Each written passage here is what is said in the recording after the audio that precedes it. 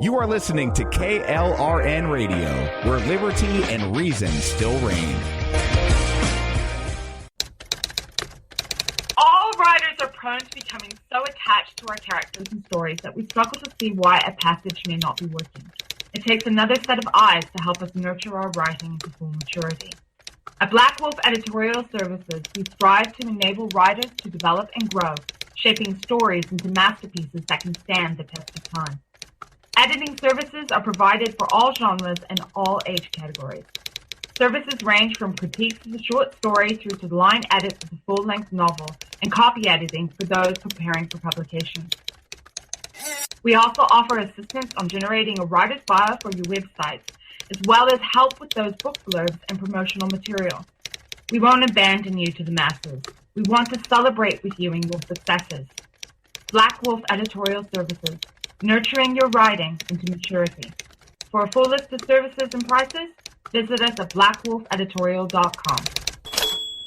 Individuals and businesses with tax problems, listen carefully. Do you feel like you're losing control over your finances? If you owe over $10,000 in back taxes or have unfiled tax returns, we can help you take back control. The IRS is the largest and most aggressive collection agency in the world, and they can seize your bank account, garnish your paycheck, close your business, and file criminal charges. Take control of your tax problems now by calling the experts at Tax Mediation Services and take advantage of the Fresh Start program and new laws that may allow us to negotiate a settlement for the lowest amount possible. Our team of tax attorneys and enrolled agents can stop collections and get you protected so you can take control of your financial future. Tax Mediation Services is accredited by the Better Business Bureau. Call now for a free case review and a price protection guaranteed quote. Call Tax Mediation Services now at 800-610-9050.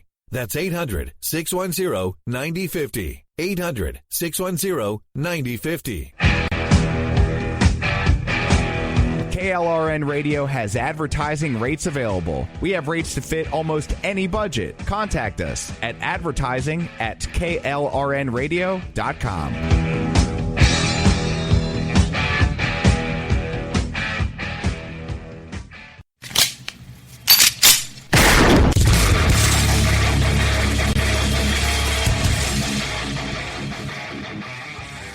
This is Slickery Trigger for Rebel Road Tactical. With proper care and feeding, your pistol will be ready when you need it, there to save your life. Shouldn't your gear be that good? Whether you need a holster for comfortable everyday carry or a tough-as-nails holster for your next training course, Rebel Road Tactical has what you need. Check us out on the web at rebelroadtactical.com. Tired of paying outrageous prices for Viagra? Well, we have great news for you. Now you can finally get Viagra at huge discounts. Healthy Man allows you to save up to $500 on Viagra. Why pay U.S. pharmacy prices of $15 per pill or more when you can get Viagra for less than $3 a pill? Call today and get 40 Viagra pills for only $99. This can cost as much as $600 at your local pharmacy. You can't afford not to call us. If you want Viagra at the lowest prices, never pay $15 a pill pharmacy prices again. Get Viagra for less than $3 a pill. Call 1-800-516-7602 today and save up to $500 and get 40 pills for just $99. Healthy Man is fast, easy, and affordable. Operators are waiting at 1-800-516-7602 to take your call right now. Call 1-800-516-7602. That's 1-800-516-7602. Again, 1-800-516-7602. From the East Coast to the West Coast and around the world on the internet, we're coming to you live from the CCRS studios. WNJC 1360. This is the Conservative Commandos radio show with your host, Rick Trader. The Conservative Commandos radio show, where the newsmakers go to be heard.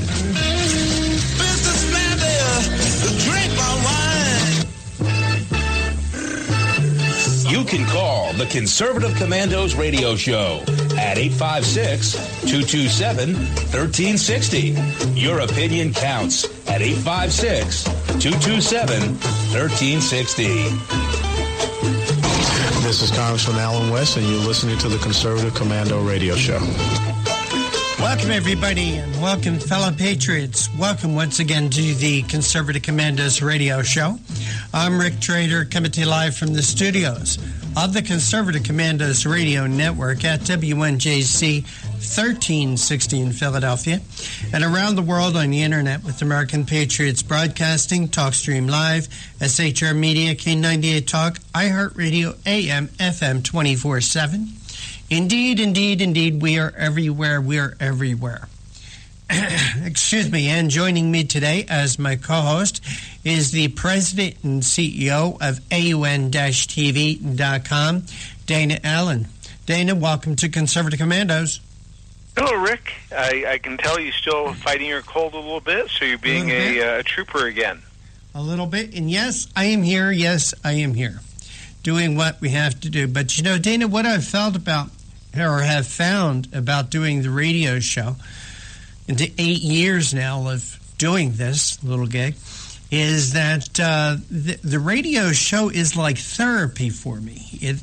Sometimes I drag myself in here like today and think, oh my gosh, how am I going to pull this off? But once the music starts to play, once John Forsythe Jr. turns on my mic, it is like therapy. It's like a shot of adrenaline. I'm starting to feel better already, so it's great to be here once again. Well, I know someone actually has the exact same name as one of our guests today, David French. He's also in national security. He's my cousin. And he told me that when he was in Navy boot camp or whatever, you know, he'd have a terrible, running nose, right? And then they'd have to, line up for inspection or whatever. And he said miraculously it would stop running. And then after the inspection was over, start running again. So I guess your body knows you need to be in top shape or whatever for the show, so it changes things. I just think I don't know, I just love doing this show, and it's, as I said, this is energizing to me. I get to work with people like you and my other co-host. We always have a lot of great guests on, and you know, if all doing this radio show was this 2 hours a day behind the mic, boy, I'll tell you, I would want to do it till I was 103 years old. But, there's other things in life. And Dana, I've been fighting this cold for about 10 days now, but I also have to think how lucky that I am, and that my family and myself are not in the situation of these people in Oroville, California. I mean, what they've been facing out there, is real life-threatening. When I hear about tornadoes and floods in the South and in other parts of the country, I think how lucky I really am. But Oroville, California, I know you're very familiar with that area, and we've been following the story in detail for the past week or so. Apparently things are getting better. I got a geology degree, and I went to school at Chico State, and that's about 10 miles away from the dam.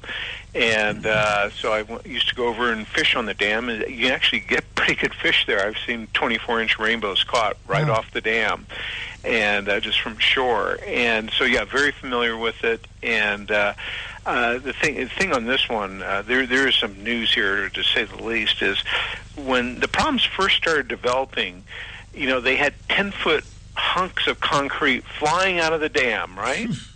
And they said, well, this isn't a problem. Are you kidding me? I couldn't believe it when they said that. So they finally realized it was a problem. And so if people have seen the pictures, that's on the spillway, when the concrete left, it breached to the left of the water flow, and most of the water isn't even going down the spillway. It is going off to the left and digging a huge gully canyon thing in the side of the dam, or hopefully the bedrock part of the dam. So, yeah, this have you been surprised at the way they were so cavalier about this at the beginning, Rick? Well, what I'm surprised about is why people in California are not up at arms at this. I mean, the state of California is really turning out to be a disaster there, Dana. I mean, in 1928, there was a catastrophic flood or a dam failure, the St. Francis Dam, that when it broke, 400 people lost their lives. Yeah. And why people cannot learn from history, I think it's because they don't know history, because history is not being taught in our schools today. They had their warning, and their warning was the St. Francis Dam. So now you got the Oroville Dam that is facing real challenges, real problems there, and there are 200,000 people that live downstream from this. And why the state of California has let this dam got to this point? No, they would rather spend their money on sanctuary cities. That's how California wants to spend its money. You're right, Rick. It's I'm a refugee from California, and my family's there for many generations.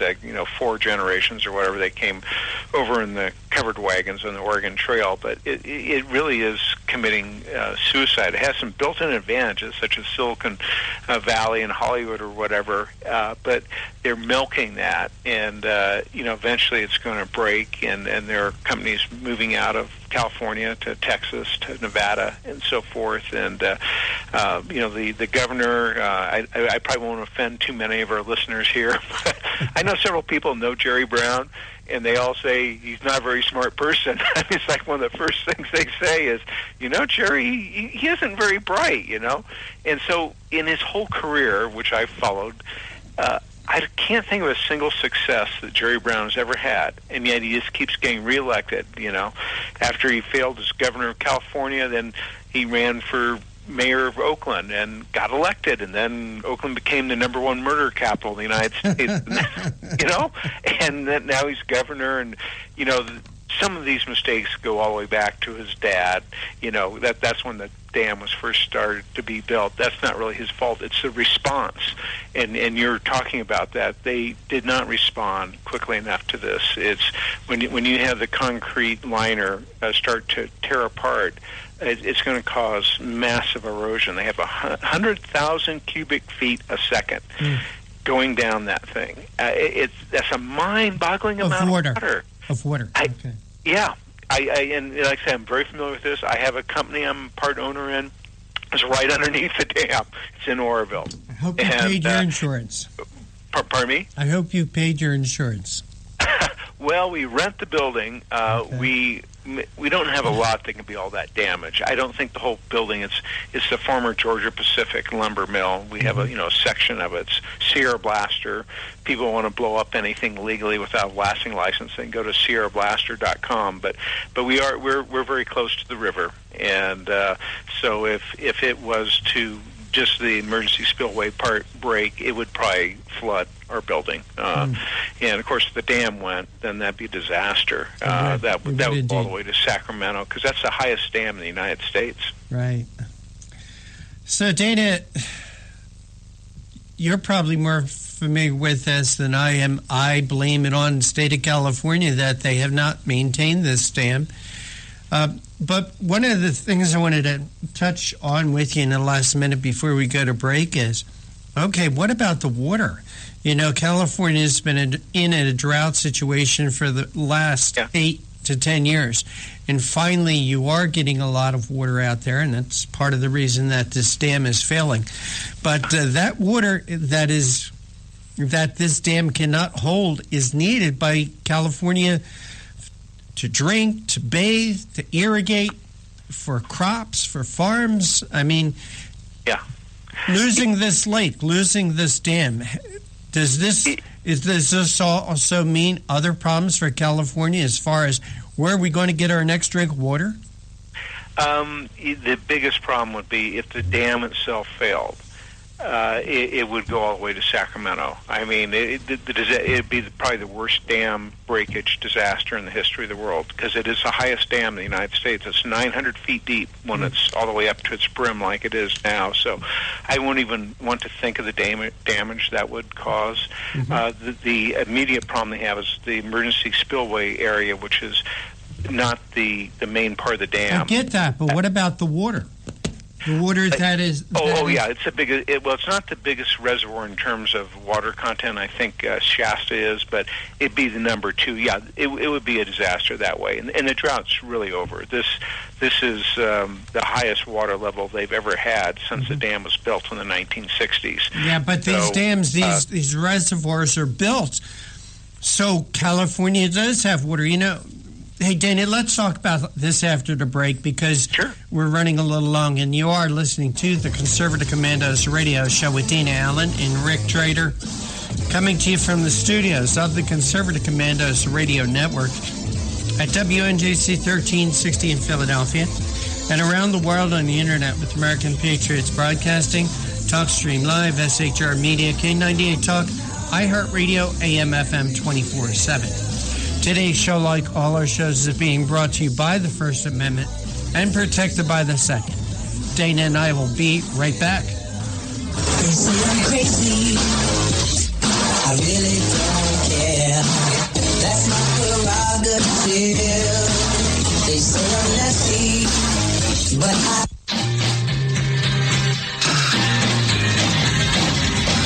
The Conservative Commandos radio show is the commander of the Conservative Commandos radio network. We've established a front line of conservative leaders and ironclad patriots to revive the promise of America. There must be some kind of way out of here. We patriots have succeeded in securing the next 4 years of American prosperity, sovereignty, and liberty under President Donald Trump. But the fight is never over, and we must be forever vigilant. Businessman there, drink my wine. Do you have a passion for American values? Do you believe in preserving the American dream? If so, listen to the Conservative Commandos Radio Network, Monday through Saturday from 12 to 6 p.m. on WNJC Radio, 1360 AM, or around the world on the internet at ccrshow.com and ccrsnetwork.com. Check out our websites for rebroadcasts and network updates. We are the Conservative Commandos Radio Network, where even more newsmakers go to be heard.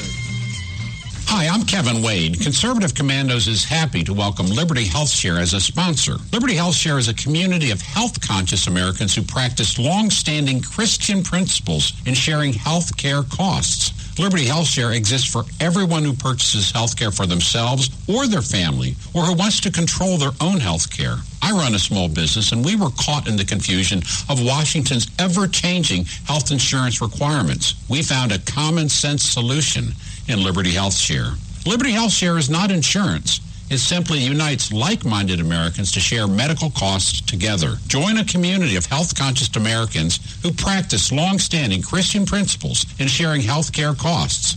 That's Liberty HealthShare. To find out how you can easily make the change, call Liberty HealthShare today at 855-585-4237. That's 855-585-4237, or visit their website at libertyhealthshare.org. This is Pastor Christina Lamb-Menier, chaplain for the Indiana Republican Assembly. And I'm her husband, J.D. Menier. We won the election, but we must now install President Trump's nominees. We urge you to call the Capitol Switchboard at 202-225-3121 and ask your senators to do their job. They need to confirm Judge Neil Gorsuch and remaining cabinet members. We, the people, never want to see another Berkeley. The First Amendment doesn't give you the right to commit acts of violence. It pains us to watch anarchy unfold on college campuses, bus stops, and coffee shops. Thomas Jefferson said, all tyranny needs to gain a foothold is for people of good conscience to remain silent. Let us join in unity to pray for America. Once again, the number to call is 202-225-3121. You can call the Conservative Commandos radio show at 856-227-1360. Your opinion counts at 856-227-1360. This is Congressman Alan West, and you're listening to the Conservative Commando radio show. Welcome back to Conservative Commandos radio show with Dana Allen and yours truly, Rick Trader. For rebroadcasts of our shows, please check out our websites, ccrshow.com or ccrsnetwork.com.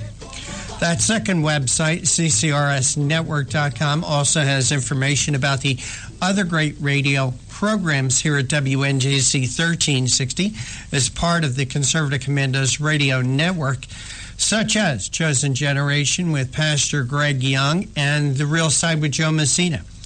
But you could also hear rebroadcasts of our show on the internet at places like Leading Edge Radio Network or highplanestalkradio.com, or as a backup, and this is something that I like to use when I'm away from the studio, is I like to hear the show from my telephone by calling 832-999-1199, 832-999-1199. You don't need an app. You don't need to download anything. You don't even need a radio or a computer, just a telephone and this number, 832-999-1199. Try it. Give it a try. Dana, before we went to the break, we were talking about the flood situation in California, the Oroville Dam. There, from what I understand, there's another storm that is hitting California, which is going to add more water to the situation. Yep. And it's like California, as we were talking, has been in a drought situation for the last 8 to 10 years. The water situation got extreme, very extreme. Mm-hmm. One of the things, Dana, is California over the past 20, 30 years, the population has exploded. I remember when I was a kid, I had a population of about 14 million. Now its population is like 38, 39 million. Well, Dana, all those people need water. Yeah.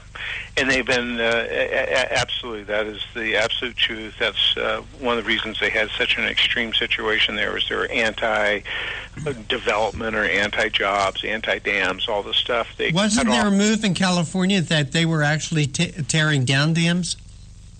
Yes, they are.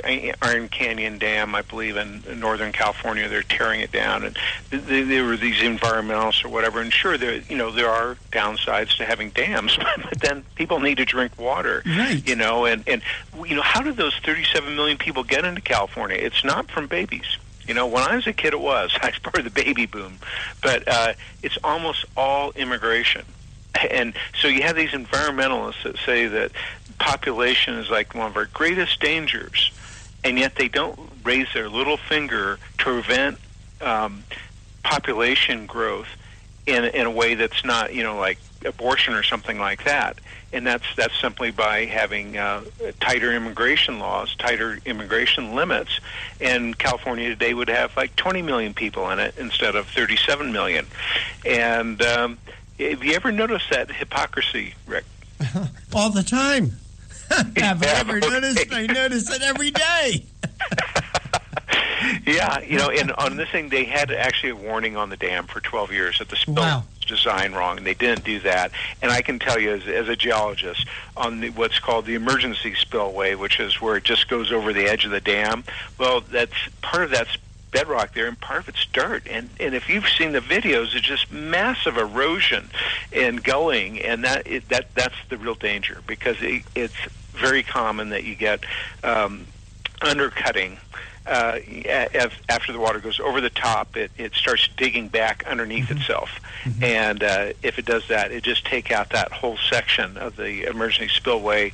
That would be about 30 feet of water coming down the canyon. Wow. That would take out Oroville. It wouldn't take out Yuba City or Sacramento, which are downstream, but it would take out Oroville. If the whole dam went, hundreds of thousands could die. So we should all pray that doesn't happen.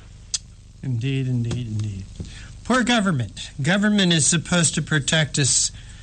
Yeah. And this is, to me, in my opinion, is a huge failure of the government of California not to protect.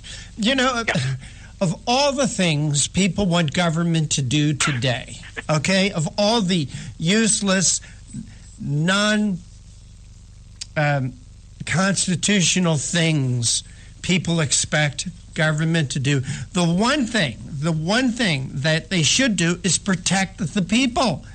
Yeah. And this is not protecting the people. This is putting the people in grave danger. Absolutely. They're absolutely lackadaisical about this, and they had a 12-year warning where sometimes environmentalist groups can be right, and I think as a Sierra Club, they said this spillway is it's going to fail if they get too much water over it. And so for 12 years, they've had people officially warn them about the spillway, and those people ended up being right, and it could have been easily fixed, during the drought, and it wasn't, and now. The drought is totally over at this point. And in Reno, where I live, we've had flooding. And I'm a gold miner, too, as a side hobby, and I mine upstream from the dam on the Feather River. And it went to over 45,000 cubic feet a second. And to give you a concept of that, in the summer, it's 200 cubic feet a second. And about... repeat. In the summer, it's 200 cubic feet a second, and it's still a big river, and people kayak it. Right. And what did it go to? 45,000 cubic feet a second. Oh, that's like 5 swimming pools going by per second.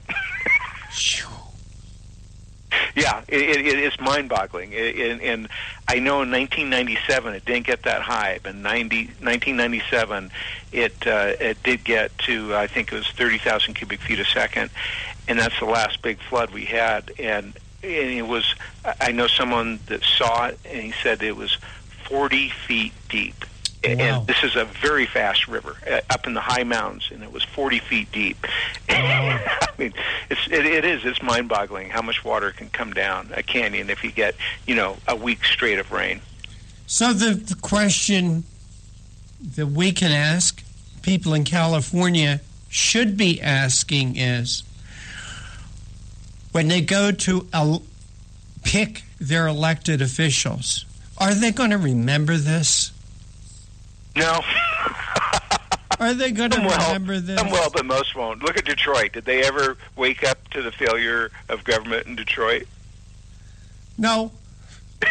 Yeah. So, good. Well, we've got, later on, we have 2 great guests. Dana, let's take our break now, and then we'll talk about our guest when we come back, okay? Okay. Trying to keep it on schedule here, believe it or not. And you are listening to the Conservative Commandos radio show with Dana Allen and Rick Trader, and we're coming to you from the studios of the Conservative Commandos radio network at WNJC 1360 in Philadelphia, and around the world on the internet with American Patriots Broadcasting, TalkStream Live, SHR Media, K98 Talk, iHeartRadio, AM, FM 24/7. Avoid disappointment and future regret. Don't go away. Dana and I will be right back with more news and commentary, and we'll tell you about our guest. Be right back.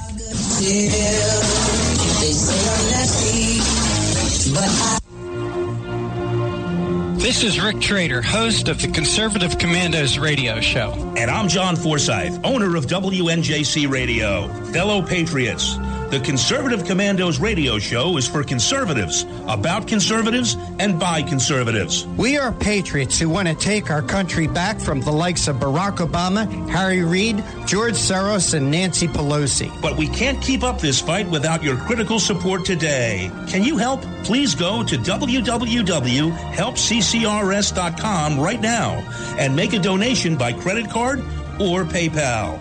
That's www.helpccrs.com. Our goal is to expose the liberal agenda and distortions. We are fighting to spread the truth about political issues, political leaders, and conservative issues and values. Our hosts are not paid. In fact, we buy our own airtime, studio time, and pay our own expenses. We created the show because we are trying to make a difference. So can you help the CCRS expose the truth in 2014 and beyond? Go to www.helpccrs.com.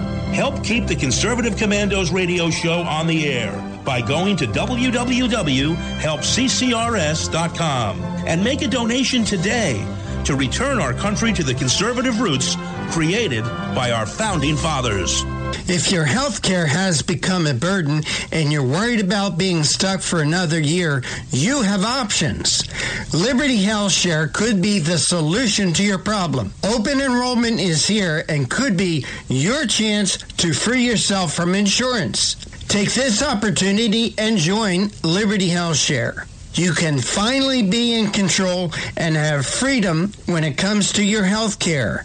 Liberty HealthShare offers an entirely open network, which means you choose your doctors and you choose your hospitals. Liberty HealthShare offers freedom from insurance, meaning no tax-related penalties. To find out how you can easily make the change, call Liberty HealthShare today at 855-585-4237. That's 855-585-4237. Or visit their website at libertyhealthshare.org. That's libertyhealthshare.org. What does it take to be the leader in production systems technology? To be the one company that solves production problems at any plant, for any product, and with any technology? It takes a 30-year record of success. It takes total mastery of complex technologies with a history of delivering success every time, without fail. Only one company can claim that high ground in manufacturing line optimization, data automation, and systems integration, and that's Philadelphia Control Systems.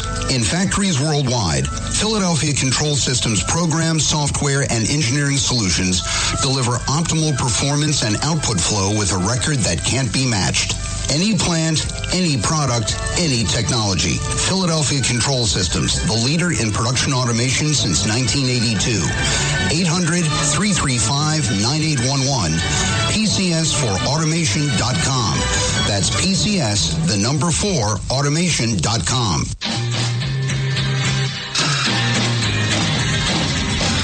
The Conservative Commandos Radio Show is the commander of the Conservative Commandos Radio Network. We've established a front line of conservative leaders and ironclad patriots to revive the promise of America. There must be some kind of way out of here. We patriots have succeeded in securing the next 4 years of American prosperity, sovereignty, and liberty under President Donald Trump. But the fight is never over, and we must be forever vigilant. Businessman there, drink my wine. Do you have a passion for American values? Do you believe in preserving the American dream? If so, listen to the Conservative Commandos Radio Network, Monday through Saturday from 12 to 6 p.m. on WNJC Radio, 1360 AM, or around the world on the internet at ccrshow.com and ccrsnetwork.com. Check out our websites for rebroadcasts and network updates.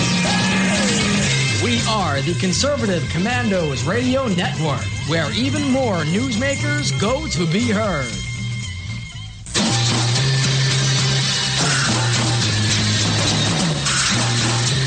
From the East Coast to the West Coast and around the world on the internet, we're coming to you live from the CCRS studios. WNJC 1360. This is the Conservative Commandos Radio Show with your host, Rick Trader. The Conservative Commandos Radio Show, where the newsmakers go to be heard. Businessman there, drink my wine.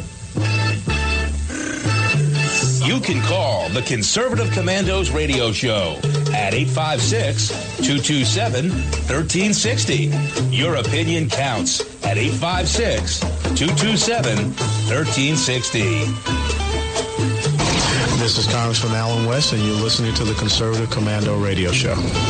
Welcome back to the Conservative Commandos Radio Show with Dana Allen, President and CEO of AUN-TV.com, and yours truly, Rick Trader. For rebroadcasts of our shows, check out our website, ccrshow.com or ccrsnetwork.com. Or at 8 a.m., log on to Leading Edge Radio Network, or 11 p.m., highplainstalkradio.com. Or you can hear our show any time of the day from your telephone by calling us at 832-999-1199. Also, please follow us on Twitter. It's Conservative Commando or CCR Show. You can find us either way on Twitter. Also, become part of the Conservative Commandos Radio Show Facebook group page. Find us at Conservative Commandos Radio Show. Dana, AUN-TV.com. You always have such interesting articles on there, and there's an article that I'm looking at now about the former presidential candidate, the former Senator of the United States, the former Secretary of State, may not have been honorably discharged from the United States Navy. That's right. Tell us about it. This story has been going on for decades, and it's censored. It's just flat out censored. And you think of all the nitty picky type things that they'll go after people they perceive. I'm talking about the pretend news media. Would they go after people that are perceived to be conservatives with nitpicking little things? In this case, has been suspected since he left the Navy that he had to be pardoned. And there's a lot of evidence to the fact that he did receive a pardon as part of Jimmy Carter's pardon of draft evaders and so forth. And sort of like the records have been covered up on this. So in this particular case, in this article, and we did get this article off of the New York Sun, give credit to them for this. It does not appear that he did get an honorable discharge. It appears he got a dishonorable discharge, and there's just so much dirt they could have gotten on Kerry because, Nixon and Charles Colson, they hated his guts because he was a major propagandist for the North Vietnamese during the time of war. And being the fact that he met with the North Vietnamese in Paris during the war is probably an act of treason in itself. So it does appear, Rick, that he was given a less than honorable discharge. That's in between an honorable and a dishonorable, and it's been covered up by the news media ever since. Also helps to have several $100 million of catch-up money. Well, how did he get all that money, Rick? Married well. How many times did he do that? Well, how many times did he marry well? I'm thinking of Teresa Heinz. That's the second one. Do you know about his first wife? No, not really. Educate me. Okay, well, she wasn't a billionaire, so he, that was when he was sort of slumming around. First wife only had $400 million, and his second wife was a billionaire. So I think someone said once that, I remember... that kind of money, Dana, will hide a lot of scandal. Yeah, absolutely. And his see, that's why I've been a good boy all my life. I can't afford to buy my way out of trouble. Well, it's actually probably the best thing that James Carville ever said was he was in a debate with Sean Hannity, and he says, "Sean, you are making so much money, John Kerry's going to probably try to marry you." Carville said that? He did. Oh, my God. Yeah, he's never met a woman with less than $400 million that he loved. Well, Dana, I got to ask this question. Okay, you said this has been such a closely kept secret. And as I said, this guy's been a senator. He's been a presidential candidate. He's been Secretary of State.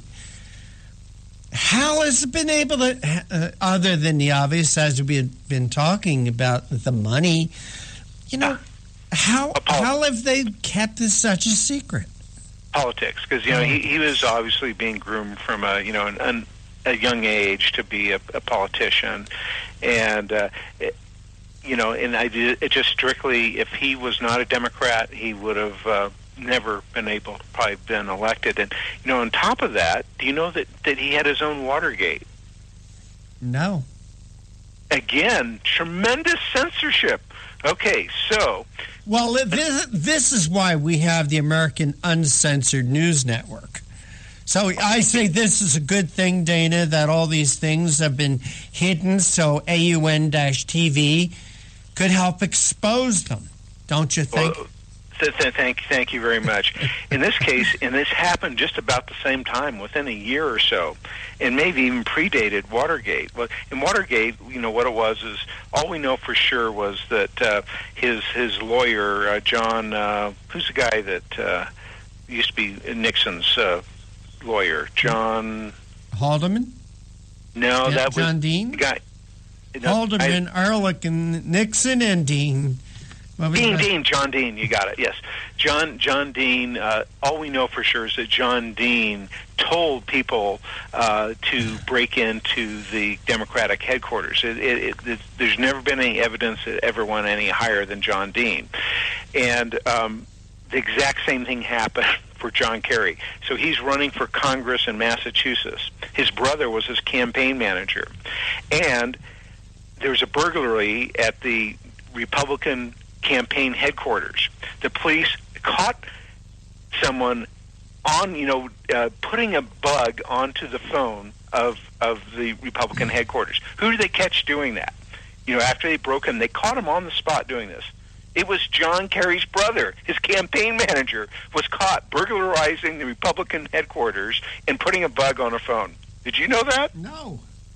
How about that? Well, again, Dana, this is why we have AUN-TV.com, the American Uncensored News Network. These things happen, so we have something called AUN-TV, so they have something to talk about. Yeah, thank you very much for that, Rick.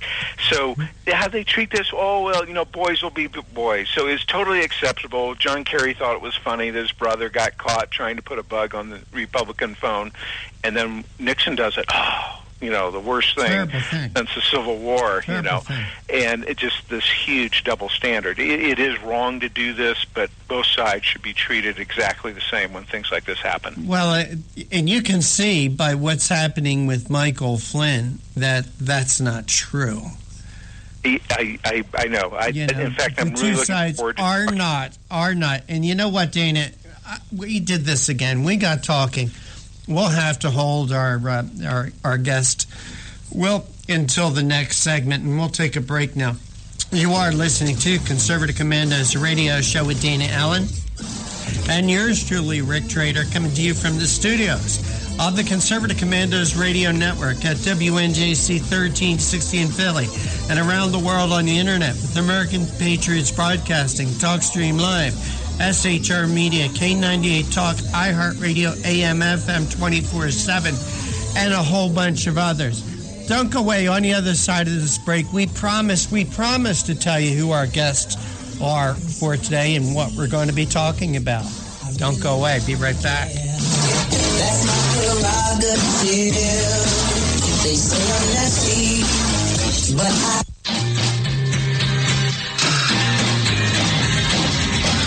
The Conservative Commandos radio show is the commander of the Conservative Commandos radio network. We've established a front line of conservative leaders and ironclad patriots to revive the promise of America. there must be some kind of way out of here. We patriots have succeeded in securing the next 4 years of American prosperity, sovereignty, and liberty under President Donald Trump. But the fight is never over, and we must be forever vigilant. Businessman there, drink my wine.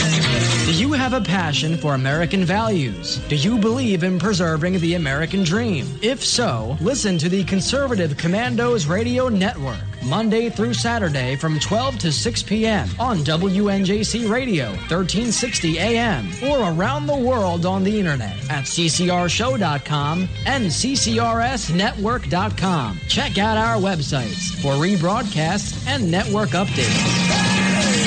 We are the Conservative Commandos Radio Network, where even more newsmakers go to be heard.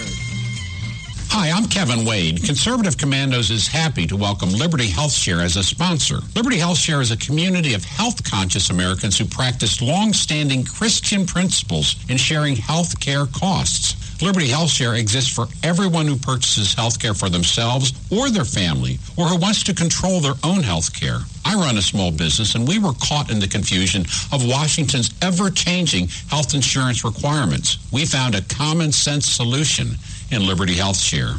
Liberty HealthShare is not insurance.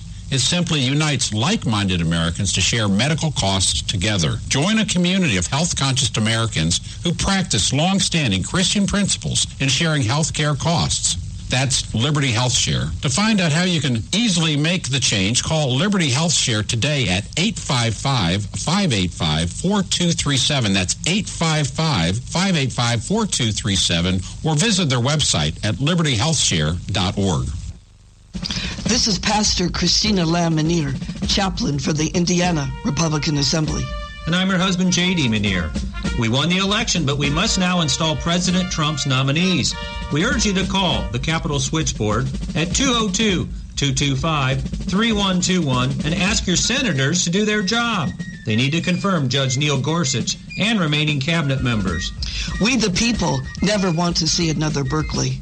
The First Amendment doesn't give you the right to commit acts of violence. It pains us to watch anarchy unfold on college campuses, bus stops, and coffee shops. Thomas Jefferson said, all tyranny needs to gain a foothold is for people of good conscience to remain silent. Let us join in unity to pray for America. Once again, the number to call is 202-225-3121.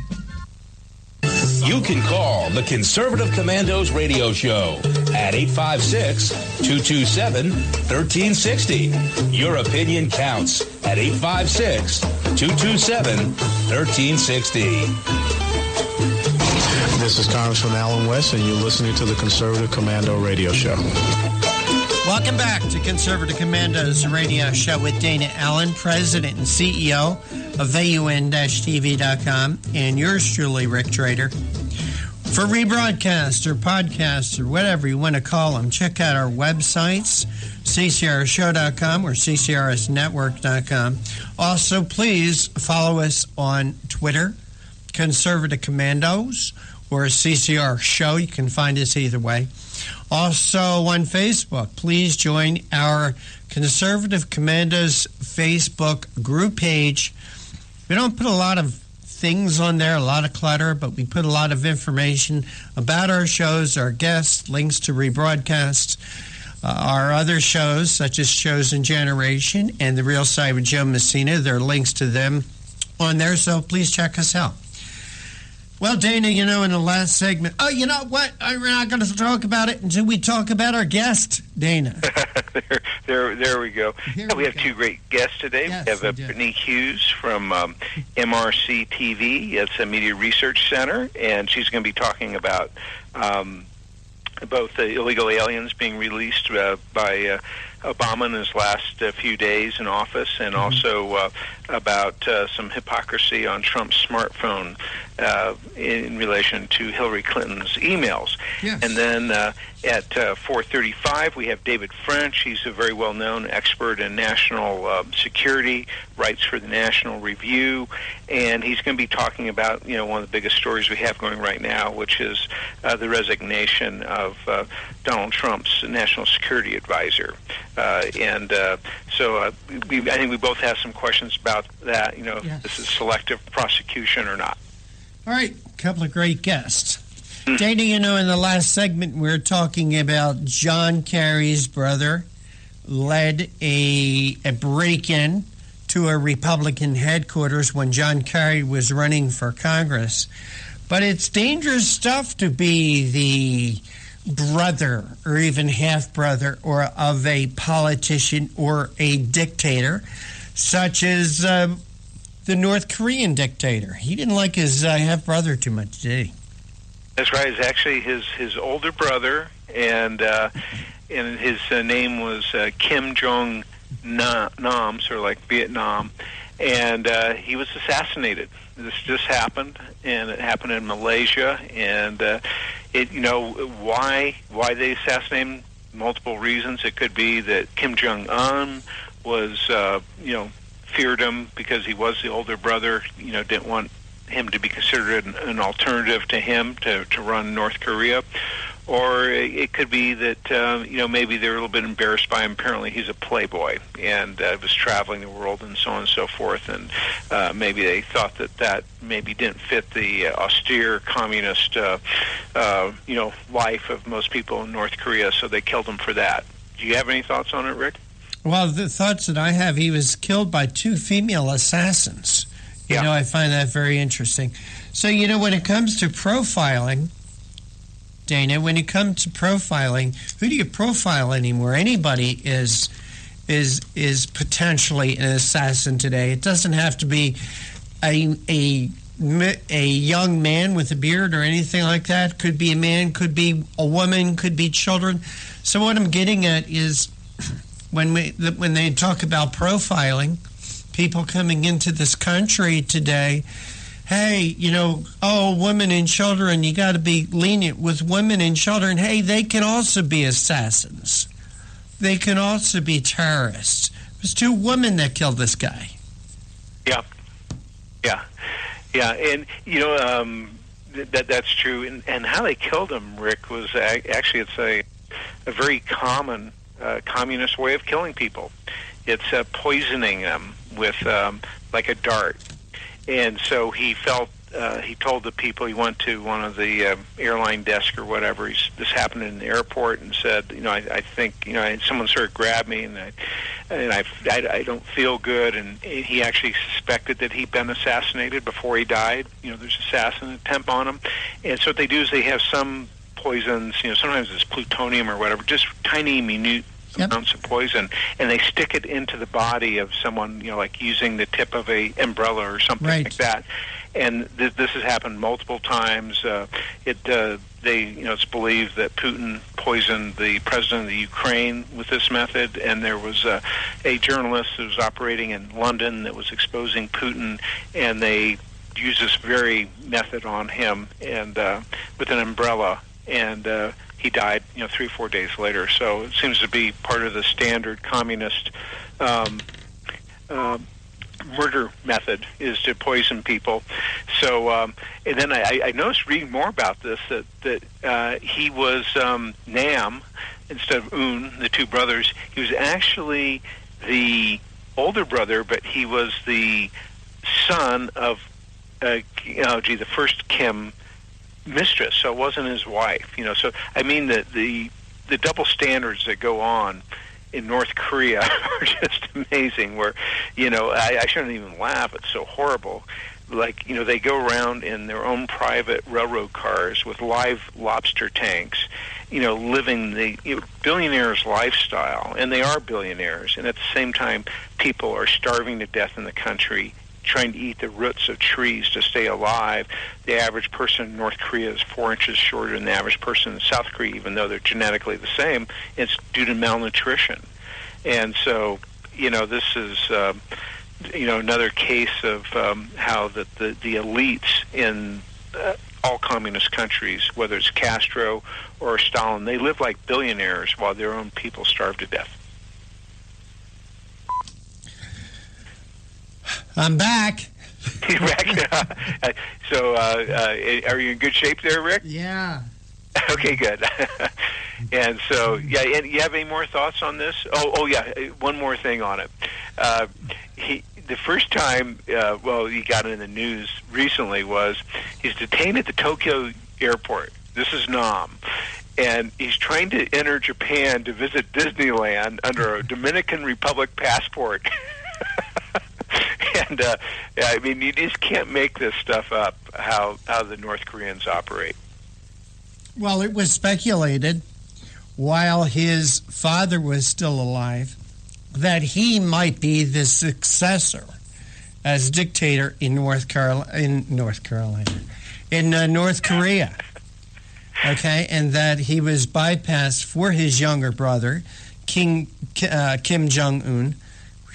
Why can't they change their names to something easier to pronounce? For me? And they do it. They do it in the opposite order that we do. So the first name is the last name, and so that throws us all. So they're all Kim Jongs. They're all Kim Jongs. Or Nam or Uns, Nam. Yeah. Lee. Anyway. We have another story up that I think it's our lead story right now on AUN-TV.com, and it's about that the average American commits 3 felonies a day. And, one example that's used in this article I'm aware of, which is, you probably remember Bobby Unser. I think he won the Indianapolis 500 4 times. Yeah. Well, he was involved in an avalanche while he was snowmobiling in the high Rockies, and to escape the avalanche, he went to a new area. Then he got into whiteout conditions during it was a blizzard on top of the avalanche, so he couldn't see where he's going, and his life was in danger. And I think he's lost for a day or two, but eventually, he's a smart guy, obviously. Eventually, he found his way out. He was sentenced to 6 months in prison for doing that. What? Yeah. Holy and mackerel. 6 months. Now, I'm not sure if he served the whole time or not, but he was convicted.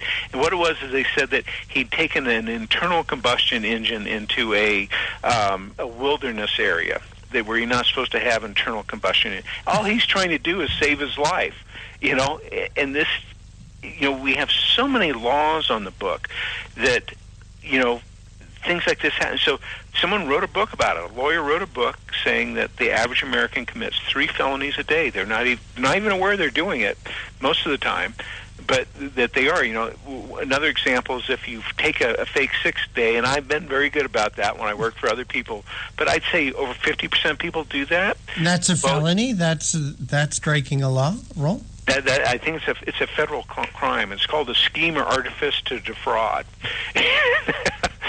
So, and there was a case where actually Justice Scalia commented on this, that the way the law was written criminalizes a salaried employee phoning in sick to go to a baseball game.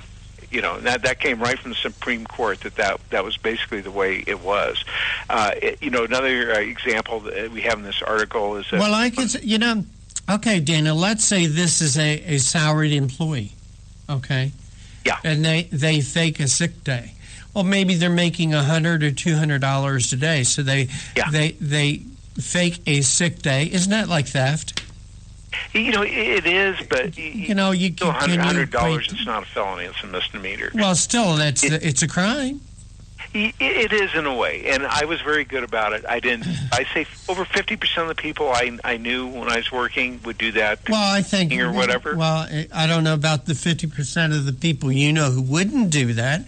I would say 100% of the people I know from time to time have done something like that. That's right. And so, what do? Do we build 50,000 new prisons and put 100 million Americans in prison? It shouldn't be. Well, we need to do that to protect us from the criminals. Is what we need to do. That's right. Put us in prison to protect us from the criminals. There's so many criminals walking the streets. There's even a case, Rick, of a church where they caught someone that worked for the church that had pornography on their PC, and so they talked to him about it. The guy resigned, and they just decided to destroy the PC. They actually got charged with it, and he's given the head of the church was given 6 months home confinement and a fine of $25,000 for doing something that he thought was the right thing. That'll teach him. Dana, you are listening to the Conservative Commandos radio show with Dana Ellen and yours truly, Rick Trader, coming to you from the studios of the Conservative Commandos radio network at WNJC 1360 in Philadelphia and around the world on the internet with American Patriots Broadcasting, TalkStream Live, SHR Media, K98 Talk, iHeartRadio, AM, FM 24/7, and a whole bunch of others. On the other side, we're going to be speaking with Brittany Hughes, investigative reporter for MRC TV, about parting gifts. Obama released a flood of illegal immigrant kids in his last month. Be right back. This is Rick Trader, host of the Conservative Commandos radio show. And I'm John Forsyth, owner of WNJC Radio. Fellow patriots, the Conservative Commandos radio show is for conservatives, about conservatives, and by conservatives. We are patriots who want to take our country back from the likes of Barack Obama, Harry Reid, George Soros, and Nancy Pelosi. But we can't keep up this fight without your critical support today. Can you help? Please go to www.helpccrs.com right now and make a donation by credit card or PayPal. That's www.helpccrs.com. Our goal is to expose the liberal agenda and distortions. We are fighting to spread the truth about political issues, political leaders, and conservative issues and values.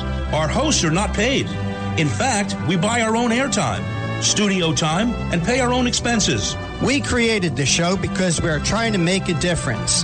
So can you help the CCRS expose the truth in 2014 and beyond? Go to www.helpccrs.com.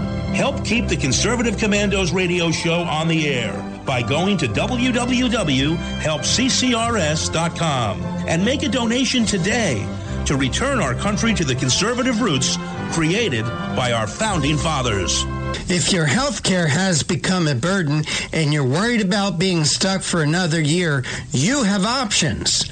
Liberty Health Share could be the solution to your problem. Open enrollment is here and could be your chance to free yourself from insurance. Take this opportunity and join Liberty Health Share. You can finally be in control and have freedom when it comes to your health care. Liberty Health Share offers an entirely open network, which means you choose your doctors and you choose your hospitals. Liberty Health Share offers freedom from insurance, meaning no tax-related penalties. To find out how you can easily make the change, call Liberty Health Share today at 855-585-4237. That's 855-585-4237. Or visit their website at libertyhealthshare.org. That's libertyhealthshare.org. What does it take to be the leader in production systems technology? To be the one company that solves production problems at any plant, for any product, and with any technology? It takes a 30-year record of success. It takes total mastery of complex technologies with a history of delivering success every time, without fail. Only one company can claim that high ground in manufacturing line optimization, data automation, and systems integration, and that's Philadelphia Control Systems. In factories worldwide, Philadelphia Control Systems programs, software, and engineering solutions deliver optimal performance and output flow with a record that can't be matched. Any plant, any product, any technology. Philadelphia Control Systems, the leader in production automation since 1982. 800-335-9811. PCS4automation.com. That's PCS, the number 4, automation.com.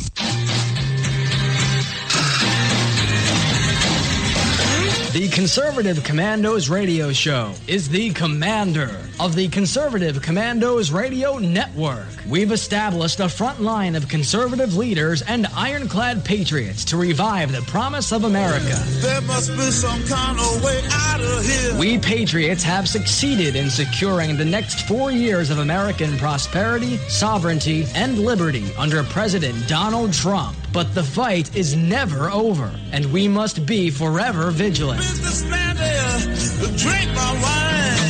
Do you have a passion for American values? Do you believe in preserving the American dream? If so, listen to the Conservative Commandos Radio Network, Monday through Saturday from 12 to 6 p.m. on WNJC Radio, 1360 AM, or around the world on the internet at ccrshow.com and ccrsnetwork.com. Check out our websites for rebroadcasts and network updates. We are the Conservative Commandos Radio Network, where even more newsmakers go to be heard.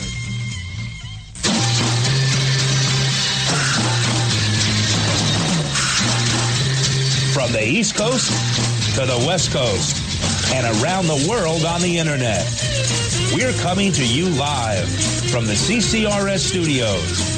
WNJC 1360. This is the Conservative Commandos radio show with your host, Rick Trader. The Conservative Commandos radio show, where the newsmakers go to be heard. Businessman there, drink my wine. You can call the Conservative Commandos radio show at 856-227-1360. Your opinion counts at 856-227-1360. This is Congressman Alan West, and you're listening to the Conservative Commando Radio Show. If you'd like to hear a rebroadcast of today's show, please check out our website, ccrsnetwork.com and ccrshow.com. Or at 8 a.m., log on to Leading Edge Radio Network. Or at 11 p.m., you can log on to High Plains Talk Radio, and you can just use your phone and call us at 832-999-1199 and listen to the show. I'm very pleased to bring with us, bring onto the show, Brittany Hughes. She is the assistant editor and an investigative reporter for MRC TV. It's a division of the Media Research Center. Her reporting focuses primarily on immigration, federal waste, and government overreach. Before moving to MRC TV, Brittany was an investigative reporter for CNS News, and she lives and works in the Washington, D.C. area. Brittany, welcome back to the Conservative Commandos. Thanks so much. It's been a while. Missed you guys. Oh, well, thank you. Rick and I are glad to have you back here. And you've written an article about some gifts that Obama gave the country just as he left office. Can you tell us about those gifts? Yeah, he really is the gift that just keeps on giving. Even after he's been out of office for a month, we're still finding out things that he left us to deal with after he departed for the beach. And one of those is the fact that in his final month of office, which was December, his administration actually released another 7,700 illegal alien children into the country. This is something that MRC TV has been focused on for, I'd say, the better part of a couple of 3 years now. And it's information that the Office of Refugee Resettlement releases every single month. They release how many children they processed and shipped off to sponsors in the United States every single month. And what we see is that even though Obama had a penchant for releasing large numbers of unaccompanied children into the United States, never to be seen or heard from again, December was a particularly heavy month, 7,700 children. If you want to put that into perspective, that's about 14 D.C. middle schools worth of children. And so it just kind of encapsulates a problem that has been going on for the last several years. It's not stopping anytime soon unless President Trump and congressional Republicans can help stem this tide, which I think is definitely a concern moving forward. But it also goes to show just how brazen this last president was in terms of completely flouting the law, doing things his own way. And it's a mess that we're going to be left to clean up in the future. It doesn't just suddenly magically go away. Right. Do you think the motivation for this is, like voter fraud or something to do with politics? I don't know that it's necessarily voter fraud. There are multiple theories, obviously, but one of them is definitely that it has to do with a voting base. If you can bring a lot of people into this country and grant amnesty, widespread amnesty, to a lot of people who should not be living here under our current immigration law, then that definitely does help solidify a voting base. And so that's definitely one of the largest running theories as to why certain legislators actually want to give amnesty and encourage people to come here. And of course, you see people like Nancy Pelosi talking about this particular issue under the guise of helping refugees, helping people that, have a hard life somewhere else and want to come to the United States. Well, that applies to a great number of people in the world. That's not just a Central America issue. They just happen to have a land bridge with us, and it makes it easier. But, you could go to just about any country in Africa and find the same thing. And so it definitely, it is a base. It is about solidifying that. And it's going to be interesting to see what happens moving forward now that we have a new administration. Right. Now, what are the ages of these people? Because, there's a lot of concern that, because, teenagers, both for domestic drug gangs and for the Mexican and Central American drug gangs that operate in the United States, teenagers are a major portion of the people that are actually out on the street. What are the age of the people coming in? Well, it varies from year to year, but according to the Office of Refugee Resettlement, the largest single category of unaccompanied children that come across the border claim to be between the ages of 15 and 17. If you hear a lot of liberal lawmakers talk, you think that it's a whole bunch of toddlers coming across, and it's this tragic story of 4 and 5-year-olds. And while there are some of those, typically those are not the ones that come across without a parent or a guardian. It's the older teenagers that are coming across. When I say they claim to be between the ages of 15 and 17, this opens up a whole new can of worms because they don't come across with documentation. They don't come across with identification proving who they are.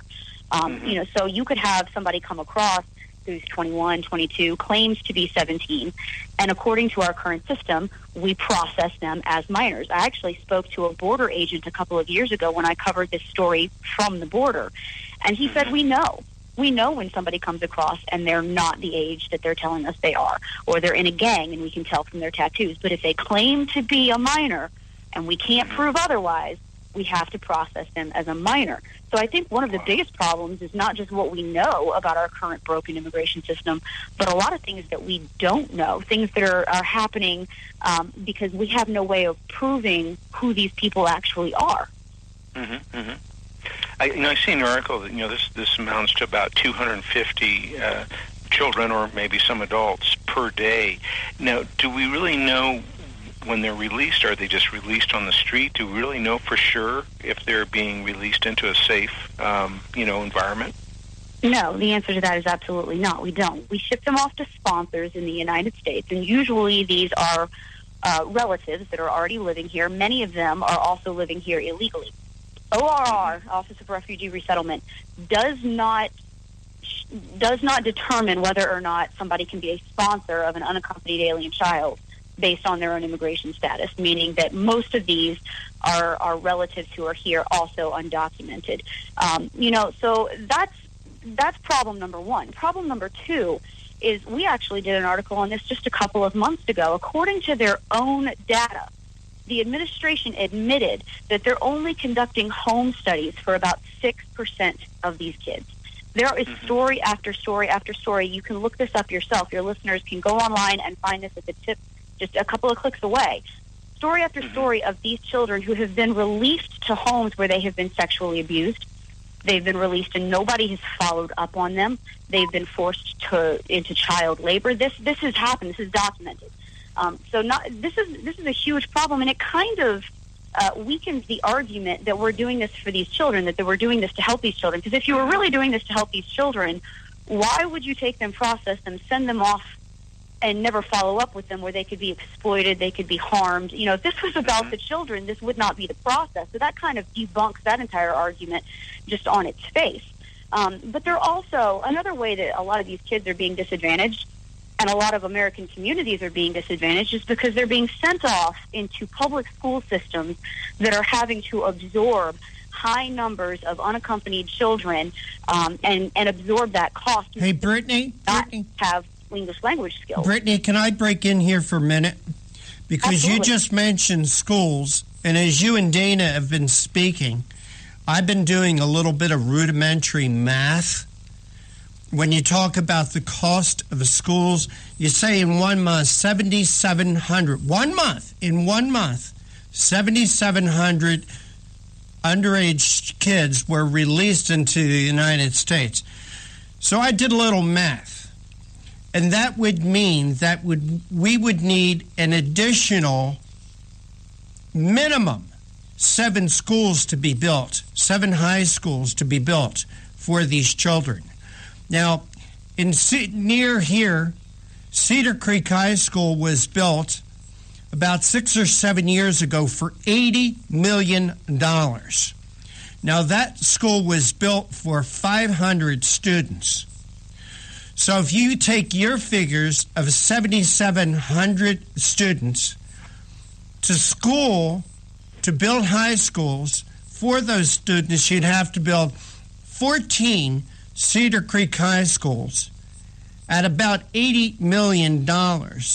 So that comes to way over of $1 billion in new building for schools for these children that were released in this country for 1 month.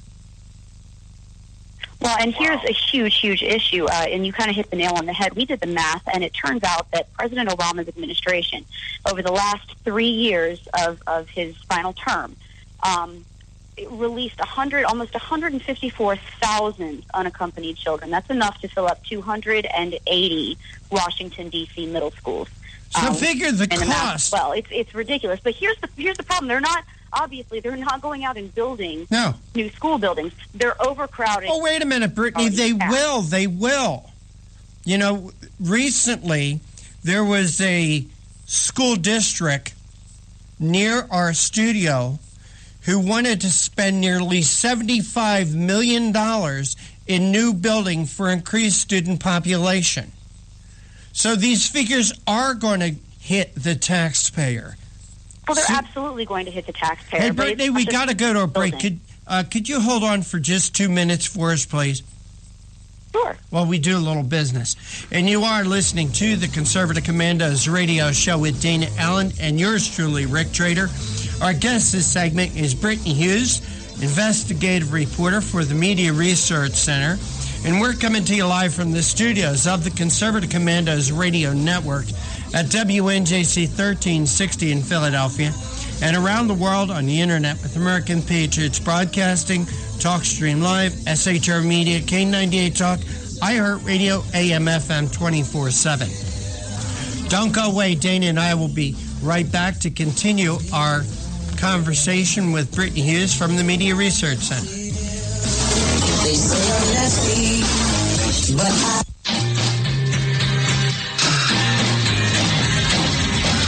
The Conservative Commandos radio show is the commander of the Conservative Commandos radio network. We've established a front line of conservative leaders and ironclad patriots to revive the promise of America. There must be some kind of way out of here. We patriots have succeeded in securing the next 4 years of American prosperity, sovereignty, and liberty under President Donald Trump. But the fight is never over, and we must be forever vigilant. Businessman there, drink my wine. Do you have a passion for American values? Do you believe in preserving the American dream? If so, listen to the Conservative Commandos Radio Network, Monday through Saturday from 12 to 6 p.m. on WNJC Radio, 1360 AM, or around the world on the internet at ccrshow.com and ccrsnetwork.com. Check out our websites for rebroadcasts and network updates. We are the Conservative Commandos Radio Network, where even more newsmakers go to be heard. Hi, I'm Kevin Wade. Conservative Commandos is happy to welcome Liberty HealthShare as a sponsor. Liberty HealthShare is a community of health-conscious Americans who practice long-standing Christian principles in sharing health care costs. Liberty HealthShare exists for everyone who purchases health care for themselves or their family, or who wants to control their own health care. I run a small business, and we were caught in the confusion of Washington's ever-changing health insurance requirements. We found a common-sense solution in Liberty HealthShare. Liberty HealthShare is not insurance. It simply unites like-minded Americans to share medical costs together. Join a community of health-conscious Americans who practice long-standing Christian principles in sharing health care costs. That's Liberty HealthShare. To find out how you can easily make the change, call Liberty HealthShare today at 855-585-4237. That's 855-585-4237, or visit their website at libertyhealthshare.org. This is Pastor Christina Lamanier, chaplain for the Indiana Republican Assembly. And I'm her husband, J.D. Manier. We won the election, but we must now install President Trump's nominees. We urge you to call the Capitol Switchboard at 202-225-3121 and ask your senators to do their job. They need to confirm Judge Neil Gorsuch and remaining cabinet members. We, the people, never want to see another Berkeley. The First Amendment doesn't give you the right to commit acts of violence. It pains us to watch anarchy unfold on college campuses, bus stops, and coffee shops. Thomas Jefferson said, all tyranny needs to gain a foothold is for people of good conscience to remain silent. Let us join in unity to pray for America. Once again, the number to call is 202-225-3121. You can call the Conservative Commandos radio show at 856-227-1360. Your opinion counts at 856-227-1360. This is Congressman Alan West, and you're listening to the Conservative Commando radio show. We're coming to you live. If you'd like to listen to rebroadcast today's show, please check out our websites, ccrsnetwork.com and ccrshow.com, or at 8 a.m. log on to Leading Edge Radio Network, or 11 p.m. log on to High Plains Talk Radio. And you can call us at any time at 832-999-1199 on your phone to listen. Very pleased today to have with us Brittany with the MRC TV, and she's been talking to us about how, unfortunately, Obama's left us with some gifts of a huge amount of illegal alien children into this country being just released out into the public. And, as we were talking earlier, Brittany, do you know of actual cases where these children do end up in prostitution or something like that?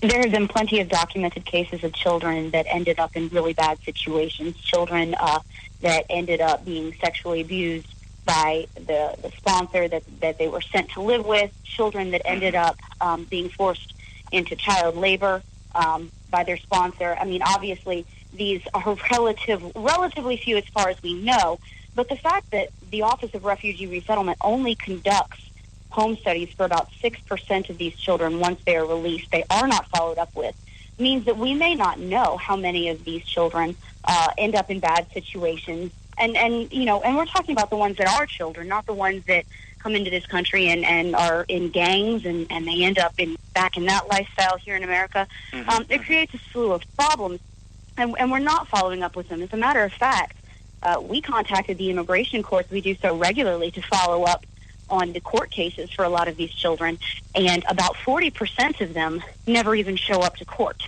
And that's not even including those that are ordered removed that never actually leave. Only about 3 to 4% of these children have been deported annually by the Obama administration over the years. So you're talking about low levels of deportations, low levels of follow-ups, low levels of children that are actually showing up to court, meaning that they come across, they're processed, they're shipped off to somebody with very minimal vetting, and that's about it. And American communities that are absorbing these high numbers of unaccompanied children are left to pick up the financial burden, the social burden, all of the risks associated with this. And so I think it really, like I said before, it undermines the argument that this is helpful to anybody. It's not helpful to American communities. It's not helpful to the children that are being pushed into these communities with very minimal vetting. It's not helpful to anybody. I don't think you could make that argument and actually have it stand. It's very clear that this is detrimental to everybody across the board. Except for possibly one outfit, would this possibly be beneficial to the Democratic Party?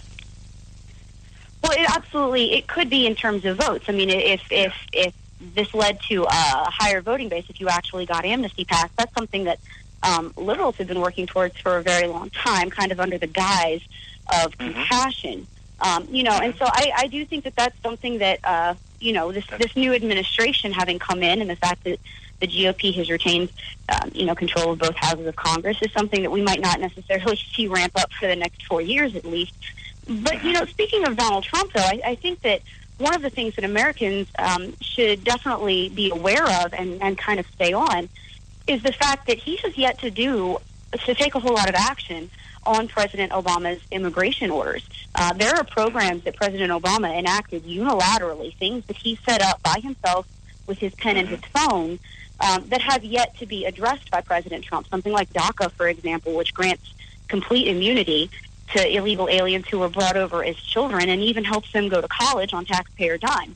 These are things that President Trump has yet to address, and it's something that I think we need to look for in the near future, because those are the exact kind of problems that are creating this issue. If people feel that they can get across into the United States, they won't be sent home unless they're, a felon who murders somebody or something awful. Right. And they're going to be allowed to stay here, have children here, go to school here.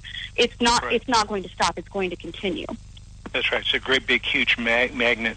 You don't see this being reported, what you've reported on ABC or NBC. So I'm very glad you're reporting this. Where can our listeners find this article that you've written about this? You can find that and a lot more of our stuff. We stay on top of this every single month. You can find that at mrctv.org.